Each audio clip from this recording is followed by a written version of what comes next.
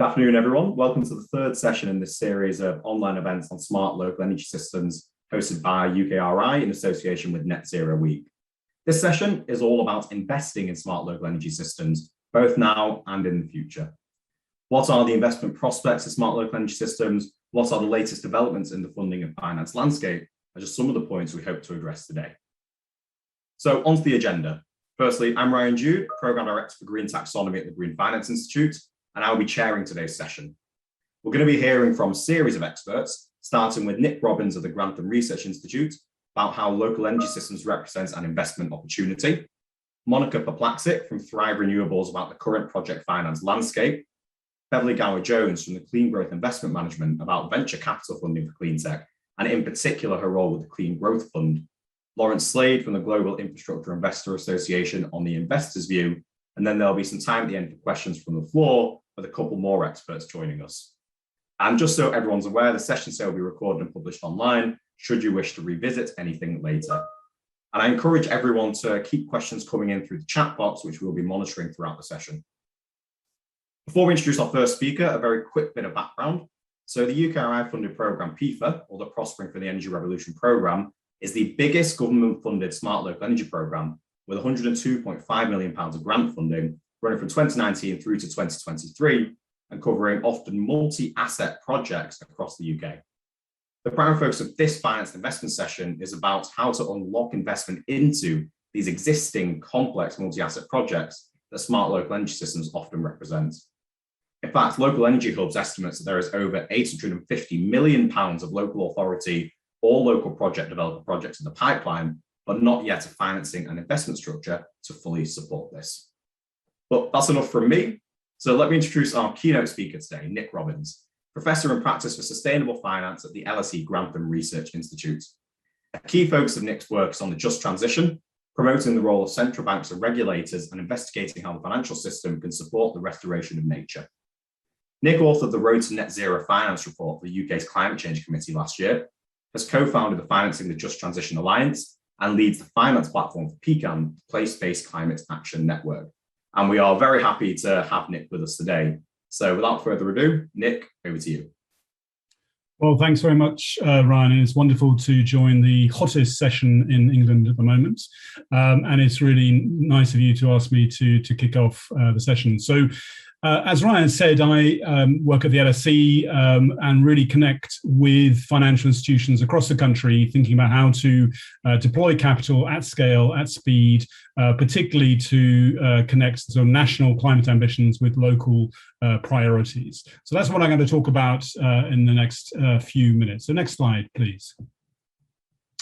So just in terms of the highlights, we all know that we have an urgency as a country to get to net zero by 2050, but this really means that in terms of capital deployment in real assets, we're going to need a fivefold increase this decade. This is the decade for capital reallocation. We have an unprecedented demand for bankable projects. We have a wall of money, as many people in the investing and banking side, and really searching out projects which actually are going to deliver good risk-adjusted returns and also deliver those broader climate and social benefits. We have also, which is good, and PIFA I think is really a pioneer here, a growing experience for models for local net zero investment. And I think increasing recognition in policy circles and elsewhere that actually we do need to have a specific dedicated place-based focus to unlock investment and to meet those, to make sure those pipelines of projects actually get the funding that they need. And this is what we describe, sort of filling this gap is what we call the missing middle in much of the financial architecture in the UK at the moment. And what I'll do is just run through an emerging idea that the team within the Place-Based Climate Action Network is coming forward with, which I think speaks to how we can scale up in the years ahead. So what we're calling place-based climate finance hubs. So next slide, please. So thank you very, very much. So this is a slide from the report that Ryan mentioned, the Road to Net Zero Finance, which was a report that the Climate Change Committee commissioned to go alongside the sixth carbon budget. And the colour chart there shows the sort of scale up in investment that we're going to need to see in this country over the next coming decades. And as you can see, it's a very sharp increase in investment that is required in energy systems, in industrial systems, housing, agriculture, all parts of the economy. And we're going to need to ramp up annual net zero investment around 10 billion a year at the moment to about 50 billion, and that peaks by 2035. And that's key to get this sort of sense that this is the decade where we're going to really need to expand our capital deployment. This will generate a whole series of benefits, not just in terms of climate change, but also in terms of huge financial savings across the economy, obviously innovation, and then jobs. And I think the evidence suggests that by the early 2030s, actually the whole UK economy will be much better off in terms of a growth and development point of view, not least because we're not actually allocating resources to importing fossil fuels anymore. So we're investing in our homegrown talents and infrastructure. To deliver this, clearly we need these national policy frameworks, and we've got the net zero strategy coming up in the autumn before the COP26 summit. But there's a real focus, I think, on actually what do we need to do at the local level to deliver this finance. In the Committee on Climate Change sort of summer progress report, they highlight this importance of local delivery and finance as a key part of that. So how do we think about local energy system investment, particularly to enable local ambitions to be met? Many parts of the country now have climate emergency plans, but also to ensure this just transition, that we're connecting the climate and energy investment with jobs and fairness across the country. Next slide, please. So Ryan mentioned, as he introduced me, this initiative called the Finance and Just Transition Alliance, and this is just an initiative really trying to bring together financial institutions interested in deploying capital on the net zero goal, but also delivering on the positive social impact. And we have a particular focus on place. This how do we actually get finance to flow into place? And you can see from some of the logos there, we've got an interesting group of institutions which speak to this multi-asset challenge. So we've got sort of core banks, obviously, who have corporate lending, commercial SME lending, household, but also public sector. We've got the institutional investors, both the asset owners, the pension funds, and the asset managers, who are thinking across listed equity, fixed income, bonds, but also real assets, private equity, private debt, and so on. We have community pioneers, social enterprise, community energy, and then actually, interestingly, public finance. We have the British Business Bank involved there as well, and obviously we have the new UKRI being set up. And this group, along with institutes such as the Green Finance Institute and others, have been thinking about some of these sort of practical mechanisms that we're going to need to deliver local energy systems. Next one, please. So as I mentioned, there is a lot of going on. PIFA has sort of, I think, stimulated a whole range of different models and demonstration projects and so on. Just three things from the world we're operating in, which I'd just like to sort of bring to your attention as we move on. One of them, I think, particularly in the local authority world, that has caught a lot of attention, is this idea of local climate bonds, community municipal investments, which have been pioneered by Abundance in a couple of local authorities now, whereby local authorities, by using a sort of crowdfunding digital platform, can raise low-cost capital, partly from their residents, but also from a wider national investor market. And that can then be deployed for implementing on climate emergency plans. And with the GFI, where Ryan is based, there is now a sort of a national campaign to encourage as many local authorities in the UK to actually think about these instruments in terms of supporting their local investment plans.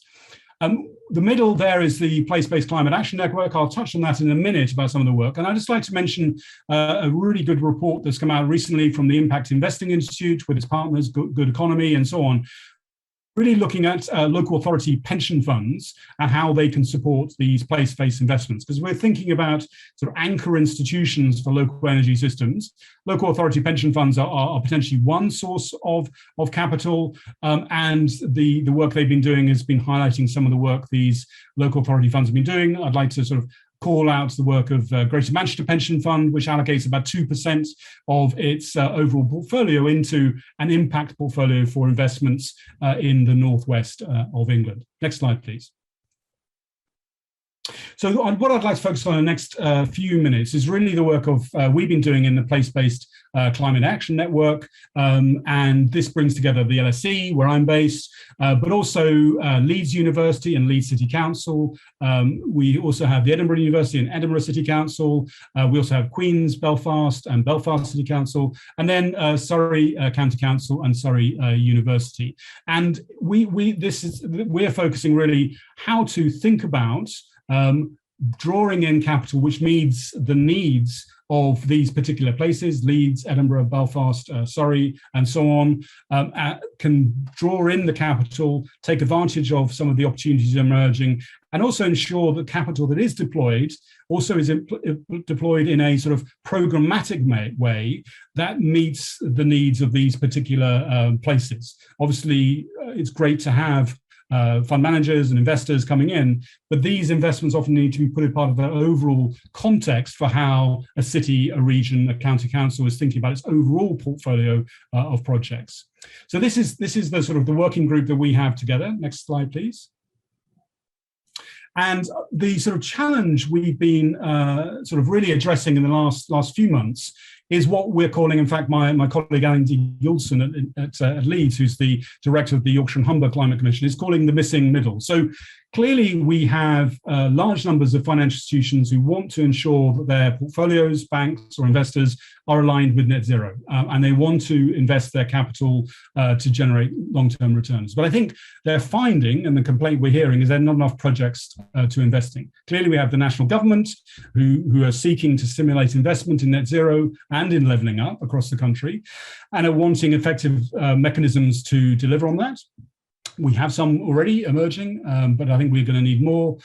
Then we have local authorities who are thinking again for their particular region, local authorities, combined authorities, LEPs and so on. How do they crowd in this investment to meet their climate goals, but also their wider inclusive growth and other goals? And how do they do that? But I think they're finding it often hard to attract sufficient financial flows. And then obviously we have businesses in localities as well as communities who have good net zero and energy ideas, but again, often struggling to make the connection with the pools of capital that have the sort of latent finance. Next slide, please.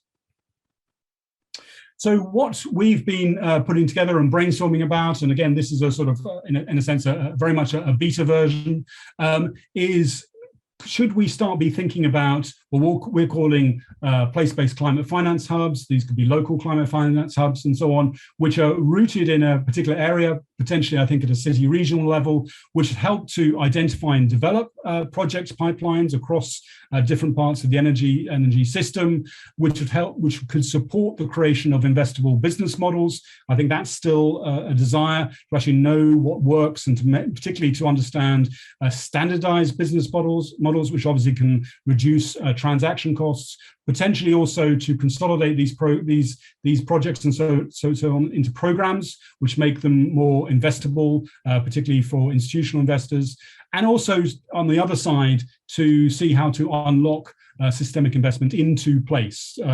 Often, particularly national level or international level investors find it often quite hard to think about subnational, sub-regional investment opportunities. Now, clearly, this is an idea we've come up with, as I say, from the places that we've been working with in Edinburgh and Leeds and Belfast, Surrey, and so on. Others have similar ideas, and so we can build on experience. I think the city region level is probably the right unit. Local authority might be too small. Clearly, we would want these bodies to link, particularly with the new UK Infrastructure Bank, which very helpfully has both a net zero mission and a mandate to support local authorities, an advisory function there, so very important. We would see these hubs acting at the local level as interlocutors potentially with the UKIB, the British Business Bank as well, UKRI, and also with private sector players as well, drawing in private funding, community finance, and then so I think working together in a network of hubs across the country. Ryan, I'm going to stop there, and I'm looking forward to listening to the rest of the panelists and receiving questions. Thanks very much. Great, thank you very much, Nick. Fascinating insights as always, and a great way to start today's session. I must say, I absolutely love that framing of it as a missing middle, and hopefully that's what everyone on this call today will be working successfully to bridge over the coming years. Also really great to see our local climate bonds campaign being plugged. I promise Nick and I did not discuss that before today's session. Just a reminder to the audience, we've had a couple of questions coming in already, but please do keep any questions coming in for Nick or for any of our speakers today. So up next, we have Monica Poplaksik. Monica is Investment Director at Thrive Renewables, where she's worked since 2007, when Thrive was still managed by Triodos Bank. Monica leads the originating, development, acquisition, and construction of sustainable energy assets for Thrive Renewables and manages the commercial aspects of the portfolio. Since 2021, Monica has also been a member of Innovate UK's Prospering for the Energy Revolution Challenge Advisory Group. So Monica, over to you. Thank you, and yeah, great to be invited to this panel. Thank you very much. I really enjoyed listening to your presentation, Nick. I hope some of the things I will pick up on will kind of also fit with that. So I will start from introducing Thrive Renewables, and then I'll try to talk about some of the challenges of the financing market that we're seeing at the moment. So in terms of Thrive Renewables, we are a company that was set up in 1994 with the sole purpose to invest in renewable energy projects. We were originally set up by Triodos Bank, but we are now separate from the bank. To date, we have invested in over 25 renewable energy projects, wind, solar, battery storage, geothermal, and hydro. And looking at some other new technologies as well. We typically invest between £500,000 and 30 million. So we kind of occupy a space between what individual community groups could invest in and what perhaps kind of larger utilities and infrastructure investors do. What is very unique about Thrive is that we are owned by 6,000 individual shareholders, and a lot of our shareholders are, have sort of almost crowdfunded. So we kind of say, we accessible in terms of investment from £5 to 5 million. Moving on, I wanted to share with you a kind of my own view on where right now the challenges and some opportunities as well are in terms of funding and investment into clean energy infrastructure. The first one, which every investor kind of right now really puzzles with, is the revenue risk. So with disappearing of the subsidies in particular, we are quite kind of left with a lot of questions in terms of where the future cash flows and revenues will be coming from. And investors are addressing this in various ways. On one hand, some people are going for corporate PPAs and kind of more kind of hedging and sleeving structures, which are all very interesting.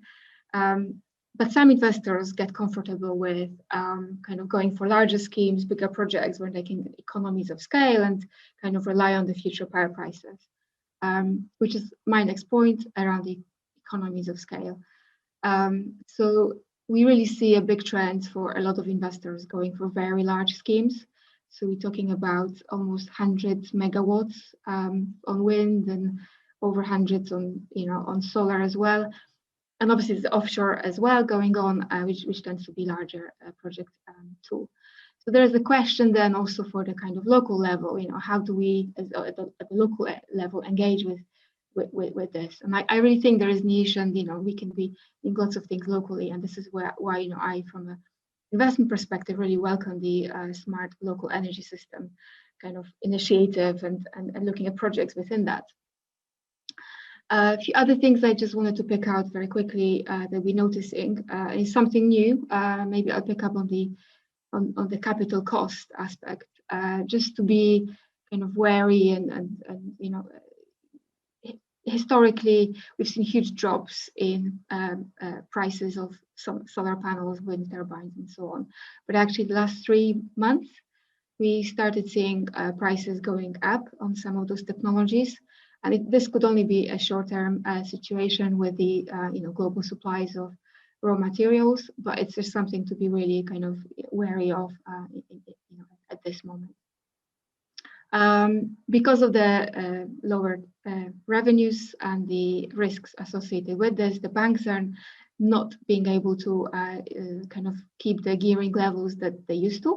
So we still see bank funding available, which is great, but it's just not at the gearing before.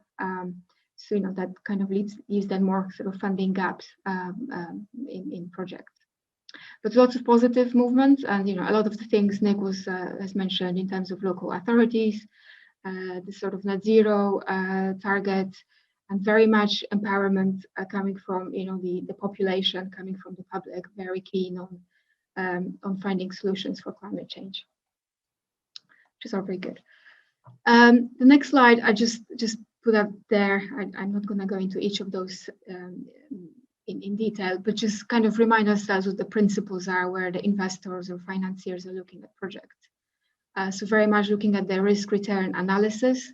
So they will be looking at all kinds of issues within the risk area, you know, technical, social, environmental issues, any kind of operational, and so on. And then on the return side, all kind of hard economics and financial modeling. Just projects have to stack up financially, and the returns kind of have to be there. But there's a third leg to it, which I think is now is becoming quite very, very important equally, is around the impact. So all ESG, social responsibility, all these kind of issues would fall here, and it's really important to kind of keep that in mind as well.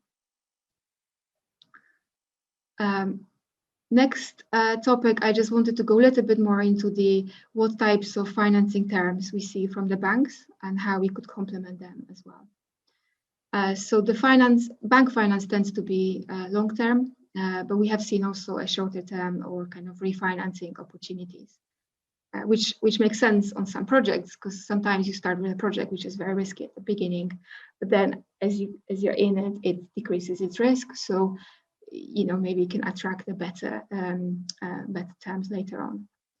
In terms of cost of finance, especially around the sort of the bank finance, we see that between 2 and 5.5%, 6% right now, depending on the risk of projects and technologies.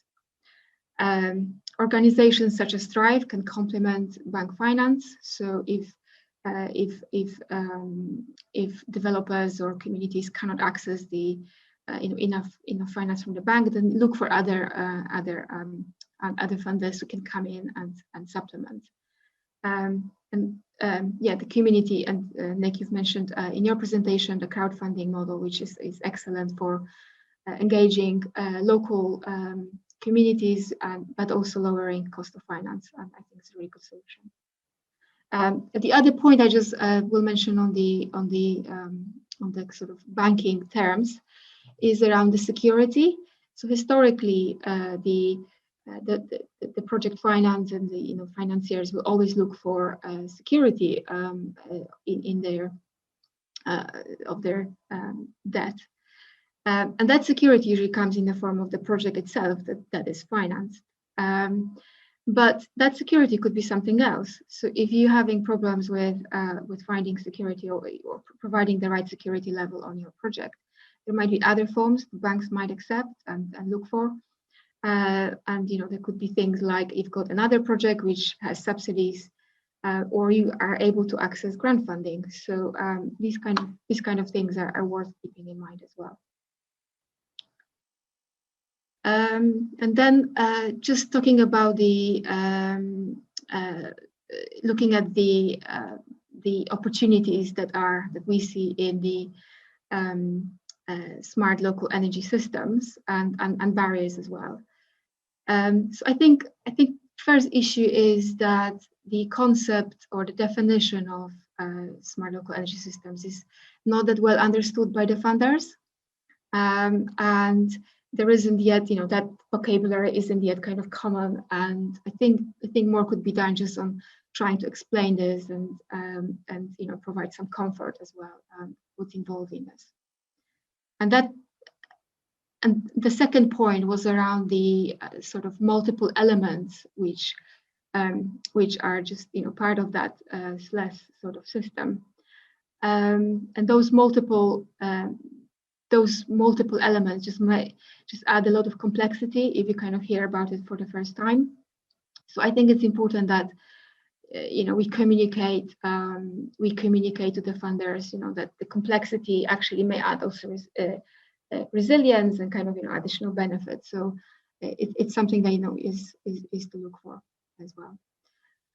Another point which I think also is worth making a lot of time with funders is around the various elements of the SLES.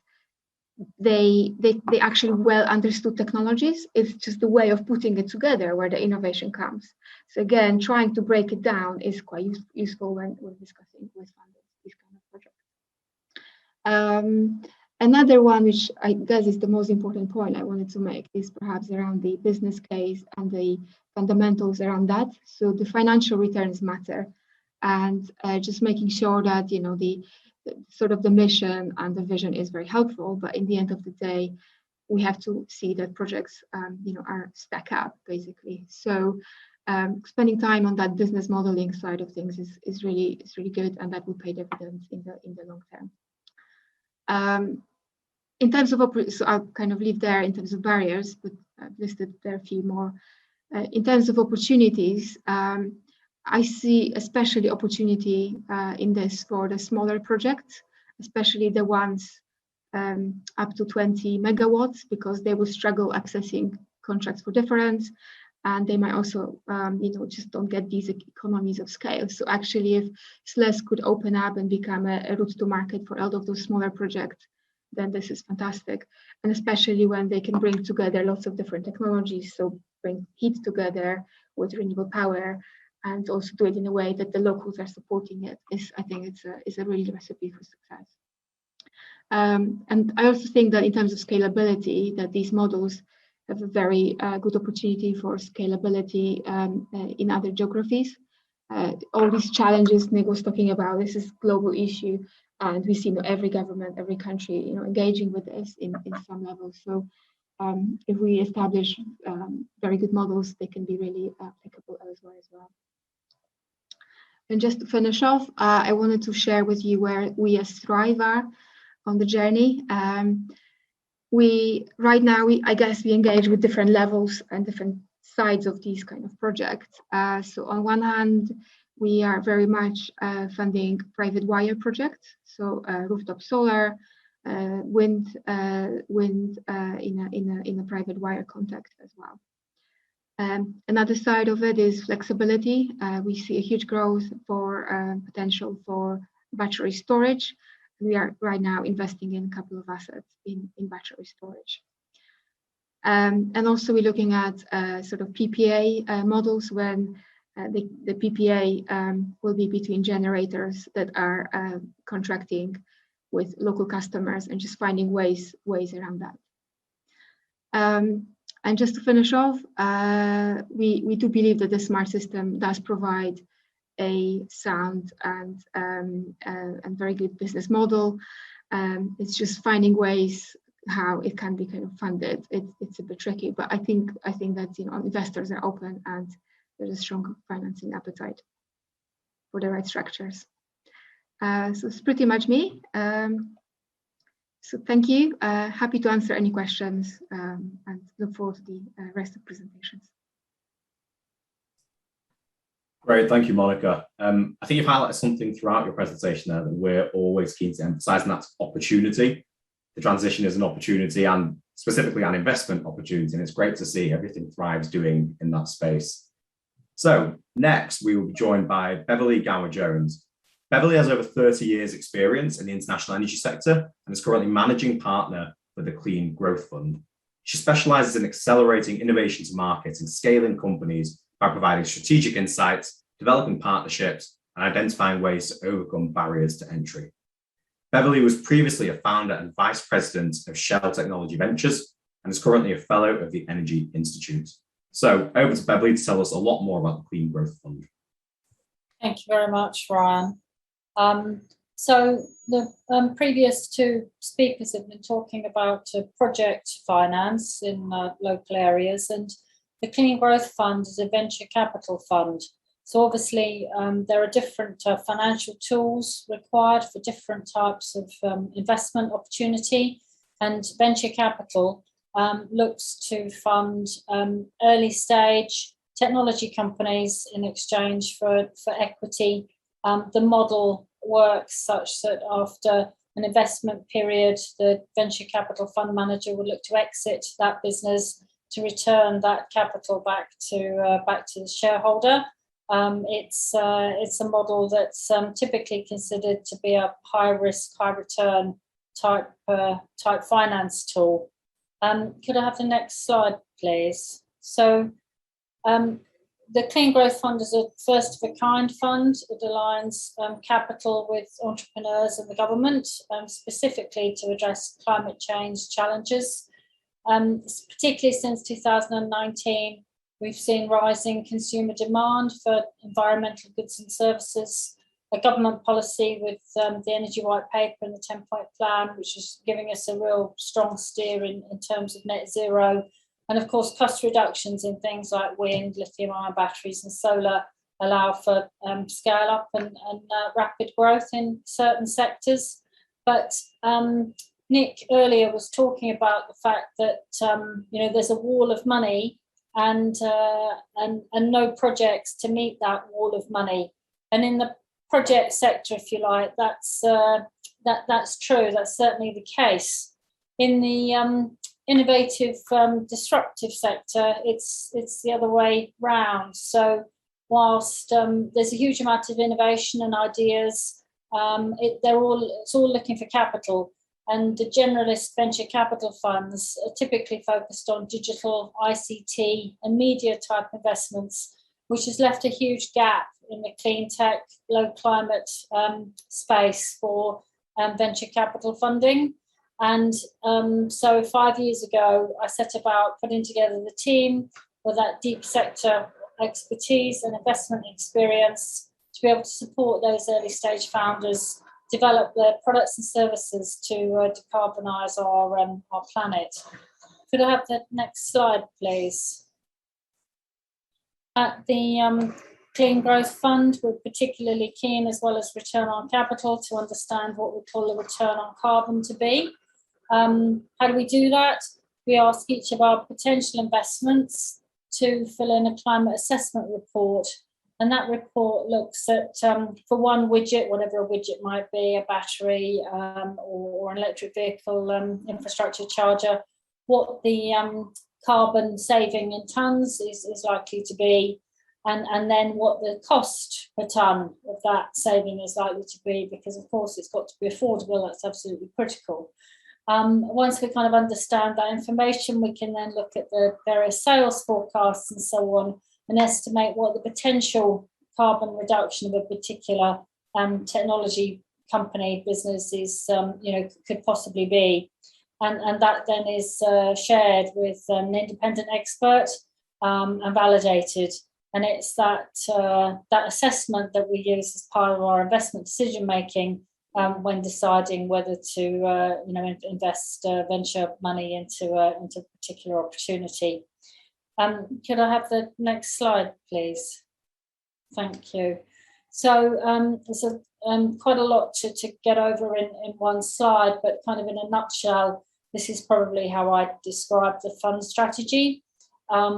We're looking for companies with a clearly demonstrable product market fit, which has been successfully demonstrated. That's key. So not taking technology risk per se, but engineering and more market risk. The drivers to change we talked about earlier. The key sectors that we're looking at are these 5 that I've listed here: transport, power, industry, waste and buildings. And that probably comes as no surprise because they make up roughly 20% of our emissions. I think worth to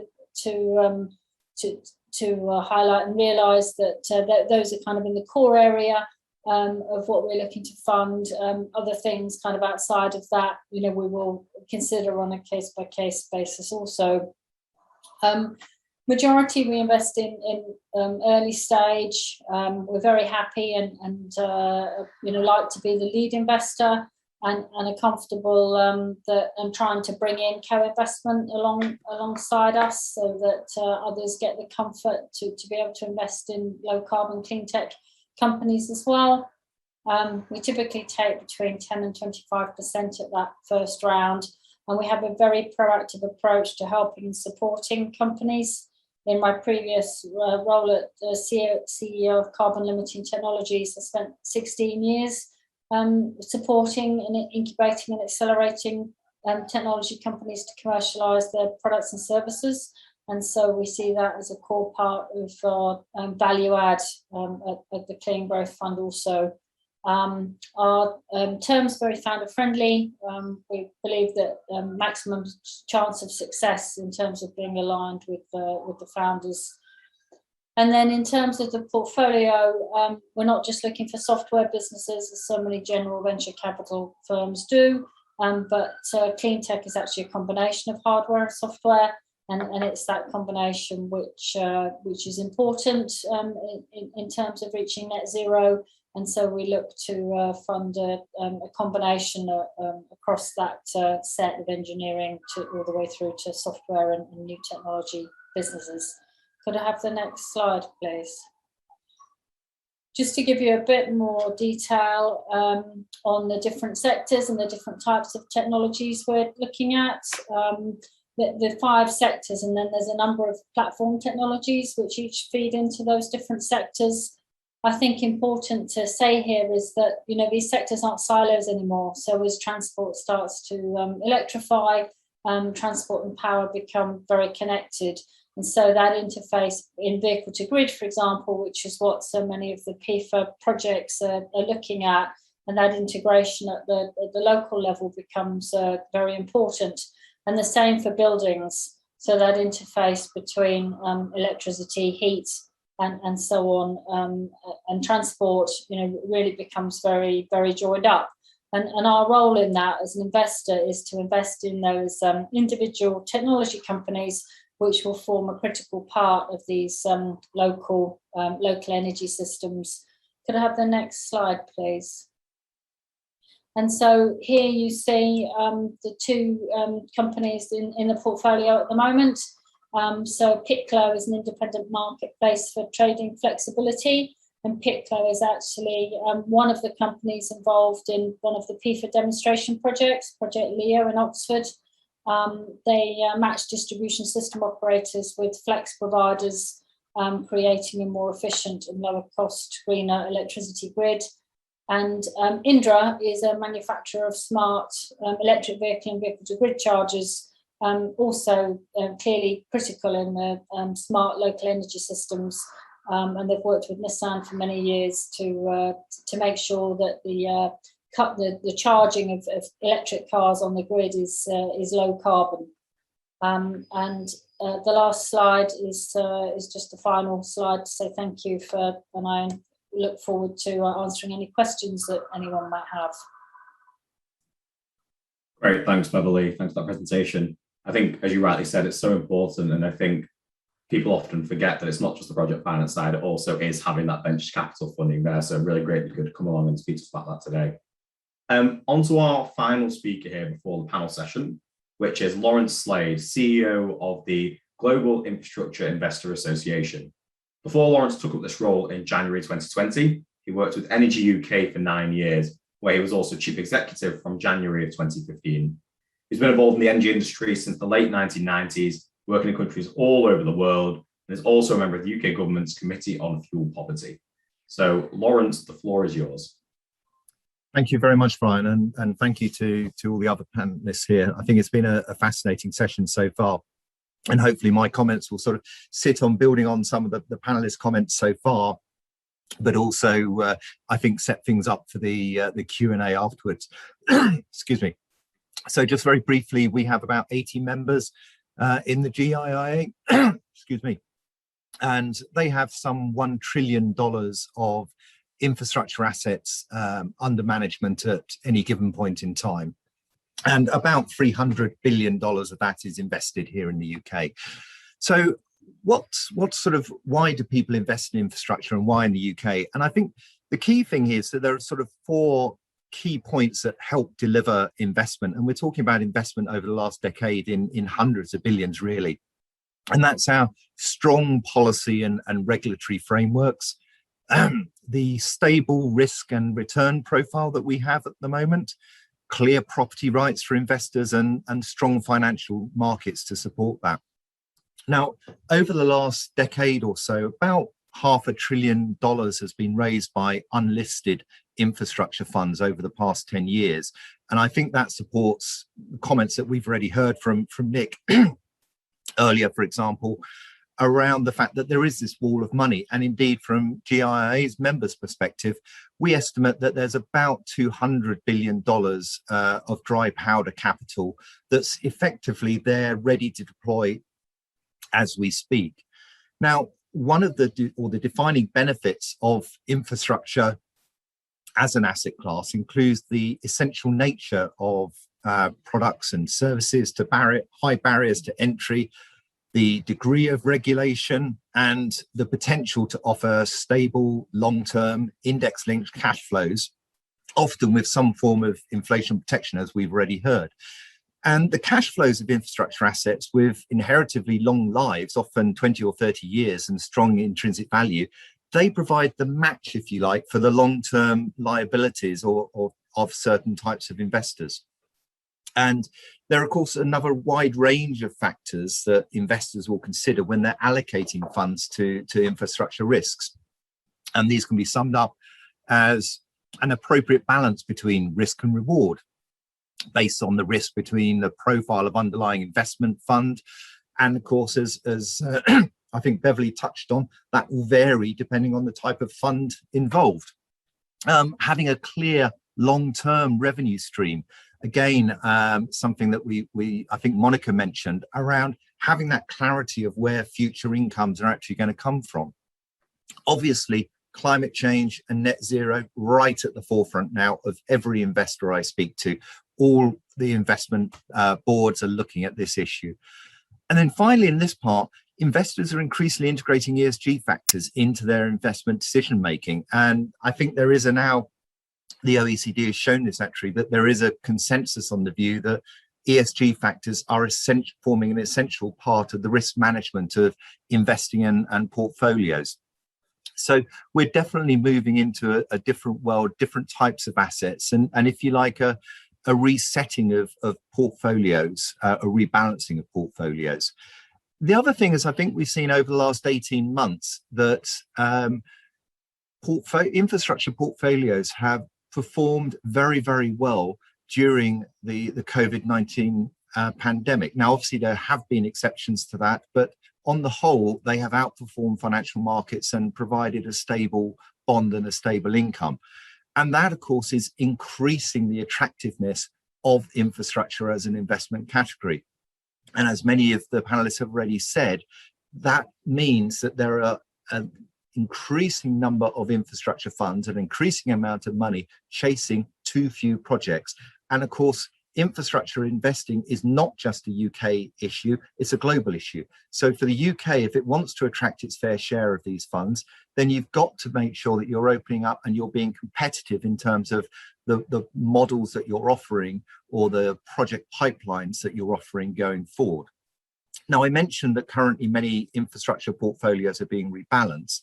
The challenge posed by net zero and the need to ensure that increased resilience of assets and to adapt existing assets, combined with, in some cases, I think, increased activisms from shareholders. We've seen this with many pension funds in this country and around the world in terms of the type of investment that are being made on their behalf.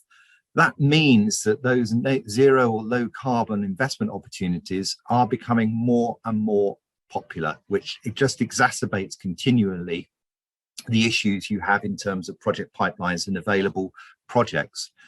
Now, if I follow the net zero theme, our recent study that we ran with PwC on funding net zero identified the following themes. First off, and I think this supports both Nick's points earlier, but also actually the CCC's comment in terms of the scale of investment that we need. We estimate at least 40 billion per year in additional spending is required over the next decade, invested in new low carbon and digital infrastructure. So well in excess of 400 billion this decade. I think, as has been mentioned, that we can build, government can build on the recent success with a clear roadmap for net zero infrastructure. And that, you know, we've shown with offshore wind in particular that with access to the right capital, we can make great progress and it can be done quickly. I think there is an issue that I think Beverly touched on a bit, but actually I also think government funds need to be deployed on early stage projects where the revenue model is perhaps undeveloped. And investors want government to focus primarily on creating a stable environment for private investment and getting those policy frameworks right. But I do think, or the work showed, that there's also this role for government in the development of certain early stage technologies to provide targeted public support. We know, as has been touched on, so I'm not going to spend time on it, there is a pool of deep, low carbon investment, patient, private capital waiting. We just need to figure out how to unlock it. And the crucial point here that we came across, though, is that we reckon policy intervention is required to enable low-cost financing for the less mature net zero technologies. In fact, we think about 50% of net zero infrastructure investment that we identified in our report is actually going to be unable to attract that low cost patient capital. So there's definitely something that we need to work on with government and other markets, policymakers there. Last on this section, let's make sure we maintain the UK's reception as a great location for infrastructure investment. That really is vital. Now, to sum up and to hopefully set the scene for the panel following me, I've got about 10 recommendations that hopefully will sort of get that conversation going, but give some food for thought as well. So at a local level in the UK, we'd encourage the government and other participants, everyone on the call today, to really look at the following points. So definition, and this has been touched on well, but the first issue is that the definition of smart energy systems is a massively broad area. And the more you dive into it, the more encompassing it becomes. So a smart energy system could involve solar, batteries, localized grid, smart meters, heat, EVs, EV charging, etc. So I think we need to spend some time looking at the actual definition and actually where the investable opportunities are within that. We could look at introducing new or amending existing regulations to encourage and enable local authorities to invest their pension funds in their own local economic regeneration. We could consider creating a new generation of local regeneration corporations with the powers of compulsory purchase of public sector land, land value capture gain, tax increment funding, and indeed raising of asset-backed private investment to fund local infrastructure. Again, though, moving on, how can local small projects be aggregated? And I think this is a really key area to make up larger project pipelines that will then be more attractive to infrastructure investor. Scale is one of the biggest difficulty for investors finding projects. If we're looking to deploy £100 million of equity, we need a large pipeline of small projects or one large project, which is just not out there currently. And while legislation for the electrification of new buildings in the UK will help these kind of things, they're future, and we need to find something to bridge the gap from today to then. I'm surprised we haven't actually heard about the role of the UK Infrastructure Bank yet today in helping get local projects off the ground, and how the bank can assist parties on all sides with its consultancy role, for example, to help build pipelines and develop that local expertise and then crowd in finance. Should we consider, I think we should, developing more aspects of net zero policy at a local level? Are we too centralised once the overall policy objectives have been set? Can we do more with local planning frameworks and what needs to be in place and clearly defined to support the scaling up of projects? We've touched on this today, so just quickly, look at the different finance models, the funding, PPPs, CFDs, contracts for difference, the regulated asset-based model, the PPAs that were mentioned as well. What works will be different for different projects. The standardization of regulatory approaches, or the structures in terms of how investments are managed in different sections of the economy. I think regulation has maybe got a little bit out of step, so it will be really important how in these matters we work with Ofgem and others. Credit risk is always a concern. For example, commercially industrial solar institutions have a high credit risk, but that can actually be mitigated, of course, through diversification across a number of different projects. And I'm going to finish on the most important point from our perspective. And I think it plays into numerous other points that will come up over the week, actually.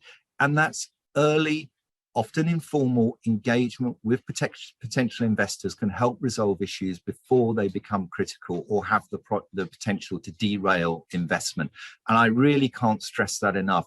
Talking to partners, talking to investors, to the project developers, and ensuring that line of communication in there is absolutely critical. So I hope that's given you a very quick insight into why the UK has been so good at attracting investment over the past few decades, but also maybe some pointers and some ideas as to what we need to have in place to attract investment into smart local energy systems. Thanks very much, Ryan. Over to you. Great, thanks, Lawrence. And a great way to end the session and bring us into the panel session now. So I can invite all speakers to join us back up here.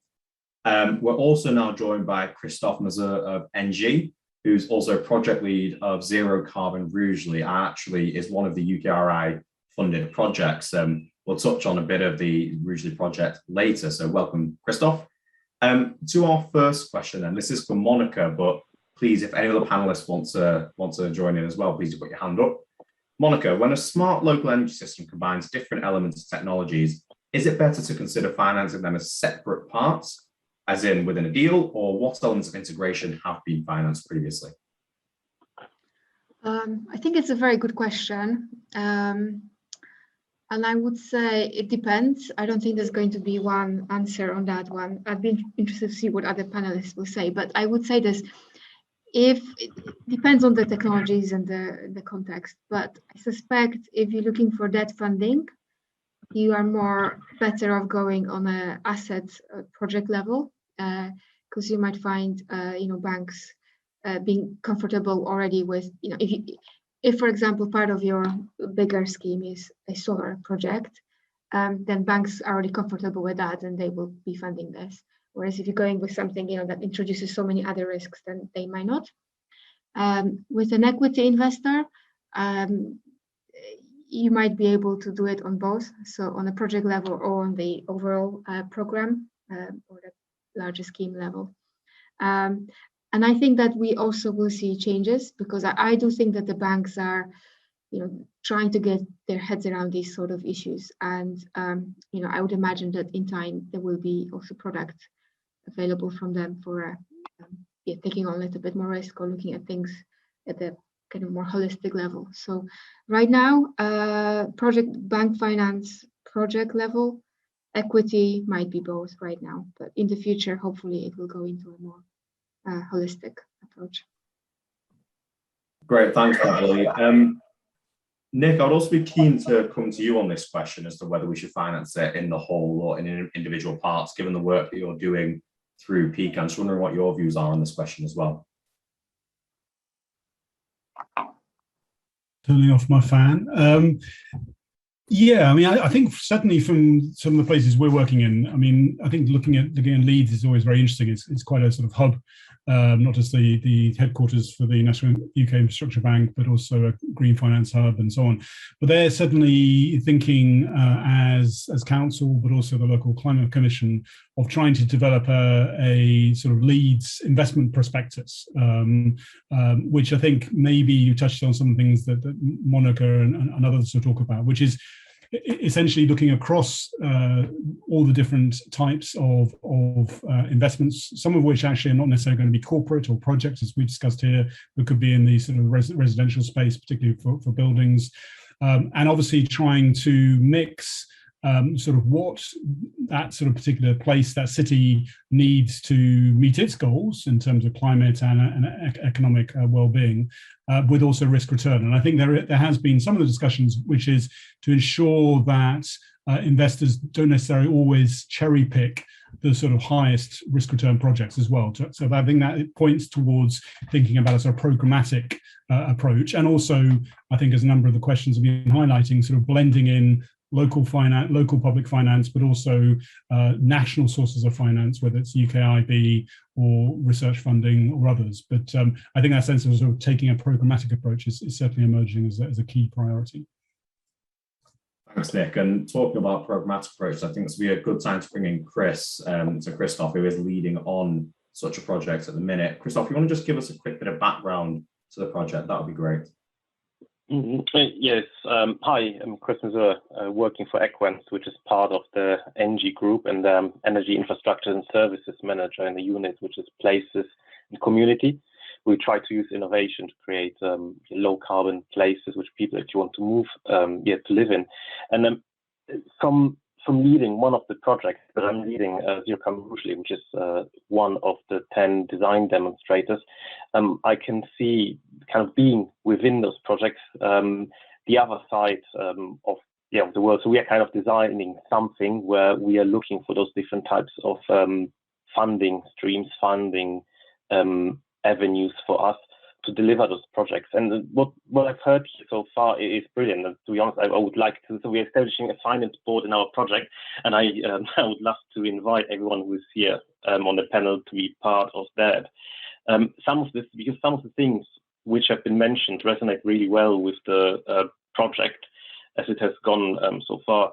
So we have clearly a need for different finance avenues, and I'm quite happy to see the different, especially place-based avenues or community-based avenues which have been outlined here.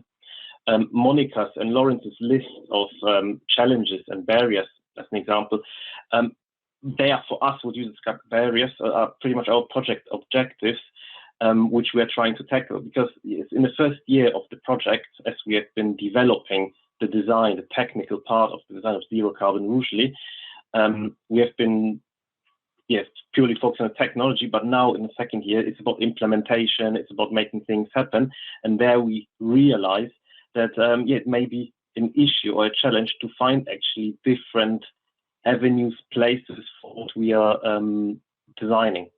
So a bit of background to Zero Carbon Rushli. So it's we're designing a smart local energy system with all its components, so anything on mobility, housing, looking at the commercial and public assets for a town in the Midlands called Rushli.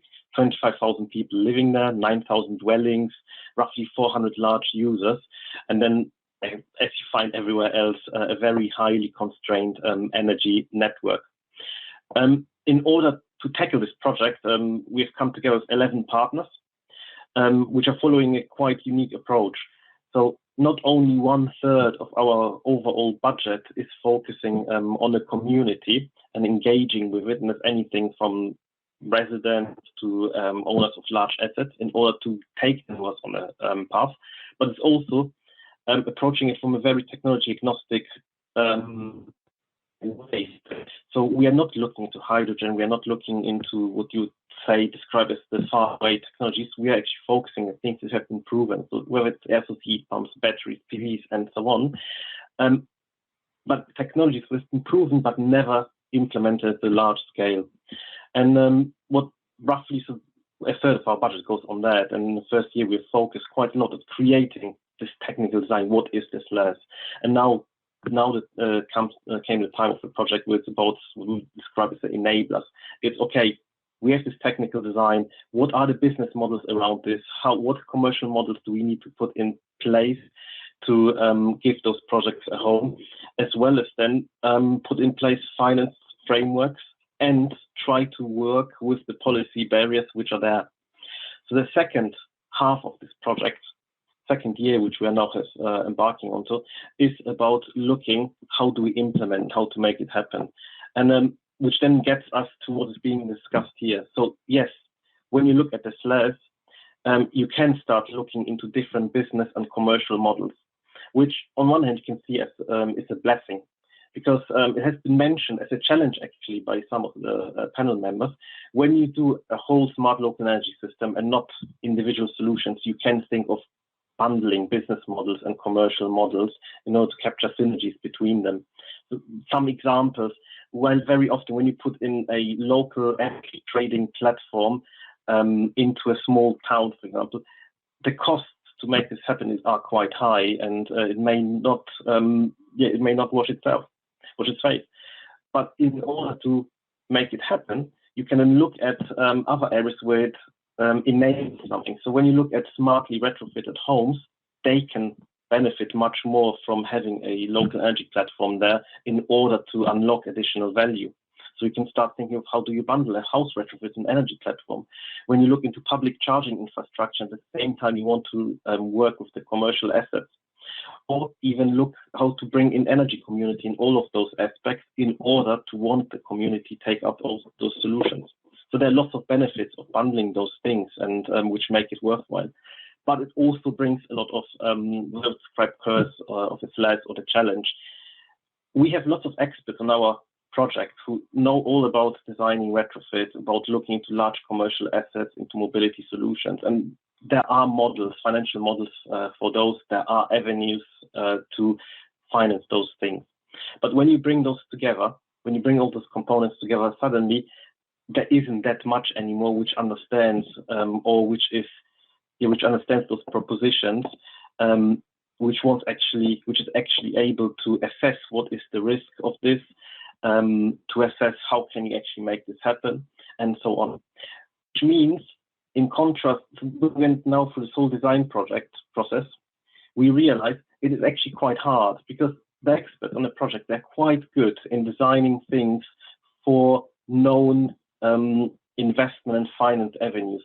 So we can scale our solar PV installation to fit different routes. We can make the recharging infrastructure work for that.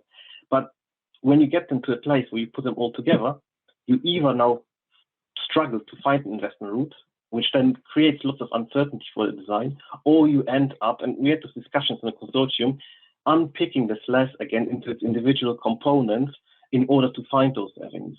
But then we see you may lose the benefits of having the SLAS in the first place. So the synergies which can be created there, or even risk that you create unconnected systems. Because if someone mentioned here cherry picking, if the different components of the SLAS are cherry picked by different investors with different agendas or targets, it may actually lead to a worse working system than in the first place. So to ask the panel, outline is a bit of a chicken egg, because yes, there is risk with regard to SLAS. It is something quite unknown. It's badly defined, and it's something that we're trying to do. But even when you do this, it hasn't been yet built anywhere yet or put in place at a large scale, because it is a quite expensive thing. So we're talking about hundreds of millions if you cover all the retrofit, the mobility, the large assets, public buildings, commercial buildings, look at the infrastructure.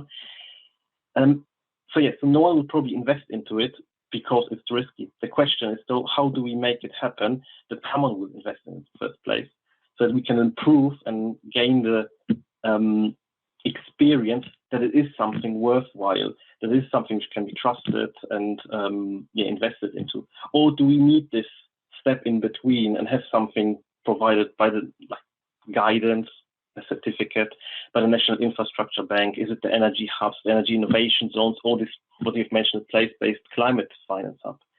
So it's kind of the question towards the panel: what do you think would you need in order to be able to invest what we are putting out there?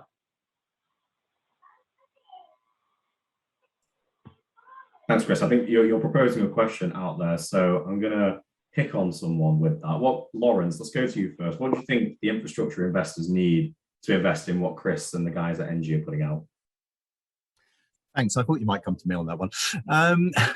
I mean, I think in some respects it's fairly straightforward, and indeed Christoph mentioned a couple of them. It's providing that certainty of where future revenue streams and incomes come from, and if you can see that into the distance, then you're already ticking off one of the first points that an investor will look at. And then if you can build the sort of the clear regulatory framework around that, then you're starting to create a solid proposition in terms of, actually, I can see how I can invest in this. And I was quite taken by the point that Christoph made around synergies across different projects, because I think one of the issues we have with project sizes in this area, and it came up in the earlier discussion, is that the scale doesn't necessarily attract the big pension funds in terms of the minimum investment they can make. However, if you can actually build those up into something above 50, 100 million, etc., by aggregating and building synergies between different projects, and you're creating a very investable proposition. And as I say, as Christoph touched on, if you can see where those revenue flows are going to be and your cash flows are going to be, then you're going to be getting attractions there. Yeah, I'll leave it there.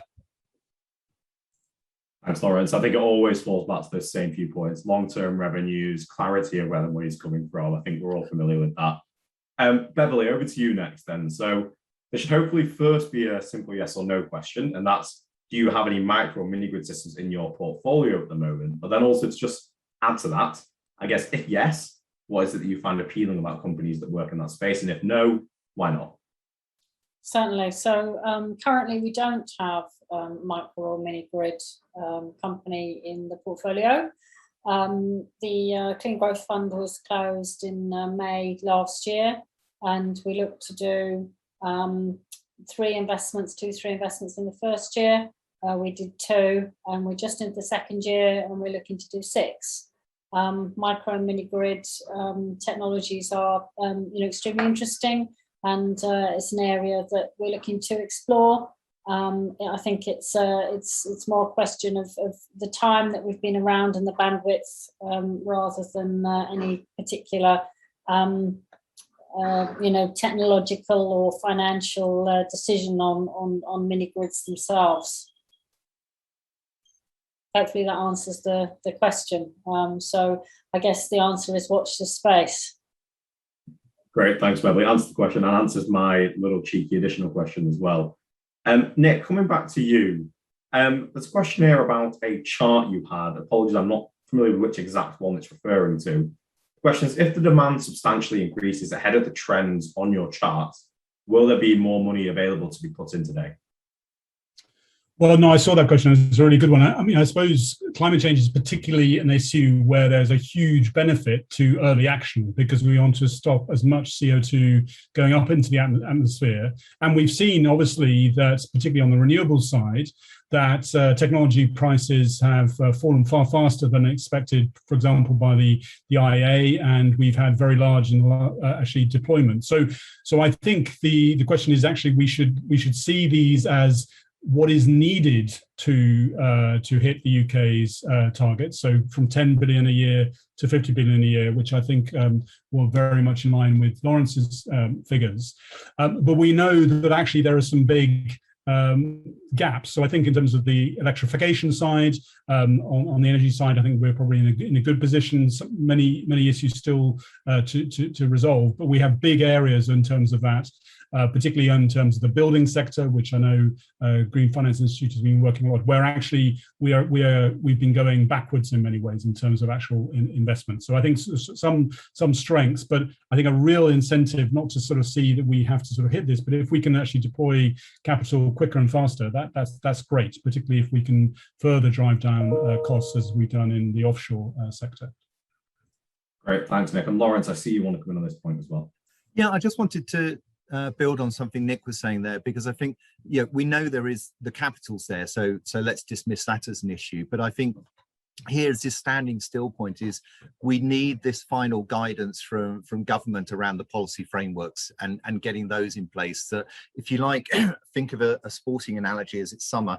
yeah, just draw the lines on the pitch and let us know which game we're playing, and then we can get on and deliver. It's that simple, really. A great analogy. We're probably too soon after the Euros final to be referencing sports, but we'll let it pass. Monica, coming back to you here. So there's a question here on what are the funding directions in terms of regions and applications? I think it's asking around the trends that you're seeing. I think a lot of funding right now is going into battery storage. That's probably in front of the meter as well, so kind of very large schemes. We also see a lot of funding going into development of new projects. But talking about really large scale wind and solar. Yeah, in terms of the sort of smart local energy system side, there's some interesting programs like one that Crystal was talking about, but I think this is a lot of that is still in a kind of early stages, and investors looking at seeing how it will work as well. But I guess the other area is electric vehicle infrastructure, so we're seeing a lot of interest in that. Yeah, and I guess somebody mentioned hydrogen. That also. I'm not sure with hydrogen, kind of how much that is just talk and how much is any actual things happening. But there's definitely a lot of talk on that right now. Great, thanks, Monica. If I may add myself as well, in terms of regions, what we're hoping to see is all regions receiving this in the longer term. Hopefully the likes of the UK Infrastructure Bank will really help with that. Coming back to Beverly then, there's been a couple of questions on this, Beverly, and it's what options are there as seed investment to explore taking something from an idea to a prototype to commercial product? So I think at the kind of idea stage, the typical types of funders is a combination of grant and angel, high net worth, friends and family type money to be able to take that idea and then prove the concept. And then as you go through that innovation journey and technology readiness level journey, the funding would then transition into seed stage venture capital and then through into the various growth stage equity funds to really then kind of be able to scale up and commercialize.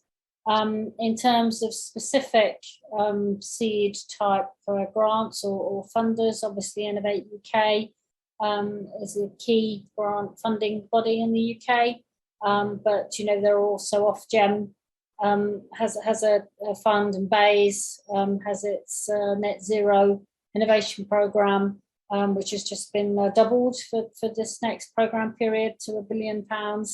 In terms of angels and high net worth, there are a number of organisations like Thames Valley and Onion and so on that have angel networks where it's you can go and present your idea to get funding. Thanks, Beverly. Actually, in relation to that, we had a question about grant finance specifically. I know you've mentioned the BEIS fund there, so I'm going to just slightly change the question that came through, and this is, do you think there's enough grant finance being made available for early stage businesses developing place-based green finance? I think grant funding at that for place-based prospering from the energy revolution is probably the biggest programme there, which is 100 million. I think it's important to fail quickly and fail fast. So I think it's about iterative cycles and doing that quickly and learning, rather than kind of large potential white elephants, which are expensive and take a long, long time. And so as we innovate, I think that's one of the kind of key learnings that we need to have. And I think actually regulation is driven by pilots and demonstration scale projects, because of course it's difficult to mark the football pitch out when you don't know the landscape. And so it's an iterative thing where you need to do those pilots, you need to learn from those, you need to understand what business models are actually going to work before you can put the kind of regulatory framework in to be able to drive that forward. Thanks, Beverly. Nick, I see you want to come in. Yeah, no, I think this is a really, really interesting question, actually. I think one of the things whereby, whether it's a sort of at the level of a zero carbon regionally or the sort of city region issues we were talking about, these sort of place-based climate finance hubs, I think actually providing a way through a range of services and grants programs that are available to entrepreneurs is really important. I was just actually, while I saw the question, sort of phoned a friend to our sort of PCAN network, and actually there is a plethora of grant projects, and I think actually often for entrepreneurs it's often difficult to know sort of how to reach these, and so actually a brokerage mechanism, particularly at the local level, could be quite helpful to understand what's available, what would work, and what's appropriate for different stages of different businesses, different technologies, and different types of business models, and so on. So I think that's where a particular sort of a place-based local capacity, a hub, could be quite useful in terms of actually brokering some of these grants which are available. Great, thanks, Nick. Lawrence, coming back to you, you spoke about the importance of long-term regulation. We've had a question almost on the flip side, saying that obviously a lot of innovation can depend on the opening up of regulatory barriers. The question is around, would funds support lifting these barriers by working with government organisations? I'm going to, again, flip it slightly to say, what do you think might need opening up to facilitate more? Well, that's a good one. I mean, I think you're starting to see from the Ofgem team a more open debate around regulatory structures and a willingness to discuss levels of innovation, which I think is immensely positive. But in terms of the type of investors that we tend to work with, which are those long-term patient capital investors, either directly from pensions or via GPs, they're maybe 2 or 3 stages down the line. And I was writing down when Beverly was talking, actually, that I think there's an issue here around understanding the financial lifetime of a project or the financial lifetime of an innovation and project development. Because over a lifetime of a project or an asset type, you will attract different types of capital. Now, it may well be that one organization can provide both types of capital in terms of startup, venture capital, private equity, and then infrastructure investment. But I think in terms of an asset team or looking at project development, it's critical that you understand the type of finance that you're going to be looking at that early stage, because the risk profile of a project will change greatly. Regulation can support that. It can encourage opportunities in, but as I think Beverly said, you've got to be prepared for projects to fail. And pension funds are not too interested in the failure, but VCs will accept a much higher level of risk. Thanks, Lawrence. I think to end for a final question, I want to address one to everybody on the panel today. What would be your one big piece of advice for project developers to be able to access the finance that we've been discussing? I'm going to go in order of when you spoke. So Nick, you've drawn the short straw and you're up first. Well, clearly, if you want to attract private sector investment, you've got to have a very, very credible business model, whether it's a startup or whether it's an established project. So I think that's the key thing. But I think sort of see your particular idea and sort of capital raise as part of this broader system. So I think there probably could be there is more desire to invest in zero carbon innovation than ever before. So I think there is latent capital there, but obviously getting the business model in line is obviously going to be the key test. But I think the situation is much better than it was 5 years ago, where I think a lot of capital was very, very cautious about this agenda. That's not the case now. So good luck. Thanks, Nick. And Monica, what's your one big piece of advice to developers?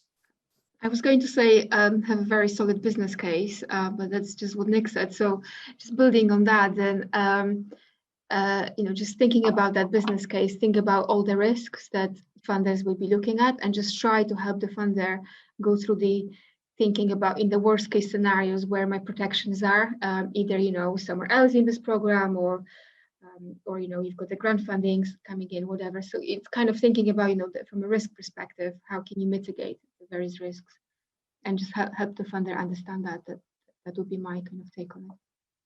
Thanks, Monica. And Beverly, what's your one big piece of advice? I guess perhaps for startups even. I think it equally works for either. It's about trust and relationships It's no good sending a pitch deck to someone you don't know. You really have to build those relationships. You have to, work with those funders for a long time, and you have to keep them informed of progress all the way along, so that when you finally are eventually ready to come for funding, they already know you. They already know you've done what you said you'd do, and that trust is already there, so that when they look at your proposal coming in the door, they already feel comfortable with it. Thanks. And Lawrence, I feel that you're going to be saying something you've already said a couple of times today, but over to you. I'll see if I can surprise you, Ryan. I was actually going to finish up and build on Beverly's one, actually, that I think engagement and talking to potential funders from the earliest possible moment is probably one of the most important things you can do. So you understand the types of finance that you're accessing, you understand the issues that investors are seeing. And I know full well that a number of very, very large funds are actively looking at this sector and want to understand. And I made the point earlier, just to prove that you are right, around sort of the definition of the sector and where we can invest in. So have those early conversations. And if I can steal another 10 seconds, look at how you might be able to aggregate your project with other projects to create a larger investable proposition. Thanks, Lawrence. And Chris, if you want to come in on this as well. It's just to build what Lawrence has said, and why those relationships are so important. So doing one of the early, or being pretty much a first mover in SLAS, I can say it is really hard work, because right now, by doing the design, by creating a SLAS, again, we are not designing for existing financial frameworks or existing financial routes. It's not like designing and then picking the mortgage for your project. No, with the design of the project, because there isn't that much, or there isn't anything for SLAS yet, we need to design or encourage partners to work with us to design the financial tools around us, which means if someone wants to do now a SLAS, just be aware it's really hard work, because you need to help design those financial mechanisms with your SLAS, which on the other hand allows you to be one of the first movers, allows you to engage with those different interested financial companies and try to develop something which is ahead of the curve. But yes, it's hard work. Thanks, Chris. And you've received a big thumbs up from Lawrence there, so definitely agrees with you. So look, a big thank you once again to all our panelists. That brings it to the end of the Q&A session, and really good to end there on a lot of good advice that hopefully everyone listening can take away and mull over as they start developing their own projects. I think we've heard lots today, but the key takeaways are that we can finance this. Options exist, other options are being created. At the same time, we need to acknowledge there are still barriers, the missing middle and various other parts. And it's great to see everybody on the call today really working hard to overcome these barriers. Quick bit on logistics. I know other sessions have been followed by huddle rooms, but unfortunately we're unable to offer that today. All our speakers are extremely busy, and we were very grateful to be able to get them in for the 90-minute session that we just had, but there won't be huddle rooms following this. However, if you do want more on the finance side, Lawrence will be back on Thursday to provide feedback on the main key messages from this session today at the final PIFA event. Please do also come back tomorrow, where you'll be treated to 2 more great sessions: Smart Local Energy Systems, the way forward for local authorities, which is going to be really providing important insights for local authority leaders, executives, and planners on the projects they can develop, and also Local Energy Systems for local communities and consumers, looking at community-driven energy system change and how trial projects are working with consumers to provide cleaner, cheaper energy for all. But until then, thank you once again to all our speakers, and thank you to everybody that's joined us this afternoon. I hope you can all go away, drink a lot of water, stand under a fan, and hopefully feel a bit better in this heat. Thank you all.